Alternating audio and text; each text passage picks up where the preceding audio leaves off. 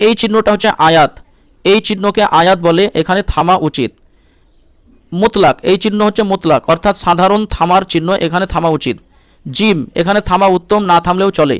যা, এখানে না থামাই উত্তম। সদ, এখানে মিলিয়ে পড়া উচিত, কিন্তু যদি শ্বাস না থাকে তবে থামার অনুমতি আছে। সলা, এখানে মিলিয়ে পড়া উচিত। সল, এখানে থামা উত্তম। কফ, এখানে থামা অনুচিত। কিফ, এখানে থামা আবশ্যক। আয়াতে কুফি, এটি আয়াত চিহ্নের সমতুল্য। মিম, এখানে ওয়াকফে লাজিমের চিহ্ন, এখানে অবশ্যই থামতে হবে। সিন অথবা সাক্তা, এখানে নামমাত্র থামা দরকার, কিন্তু শ্বাস ছাড়া অনুচিত। ওয়াকিফা, এখানে সাক্তা অপেক্ষাকৃত বেশিক্ষণ থামতে হবে, কিন্তু শ্বাস ছাড়া অনুচিত। লামালিপ, এই চিহ্ন যে সমস্ত আয়াতের উপরে থাকে সেখানে থামা বা না থামায় অর্থের কোনো পরিবর্তন হয় না, কিন্তু আয়াতের মাঝখানে থাকলে আদৌ থামা উচিত নয়, নতুবা অর্থের পরিবর্তন ঘটবে। কাফ, এর অর্থ পূর্ব আয়াতে যে চিহ্ন আছে এখানেও সেই চিহ্ন বিদ্যমান। এর অর্থ তিনটি বাক্যের মধ্যে যে কোনো দুটিকে মিলিয়ে পড়তে হবে।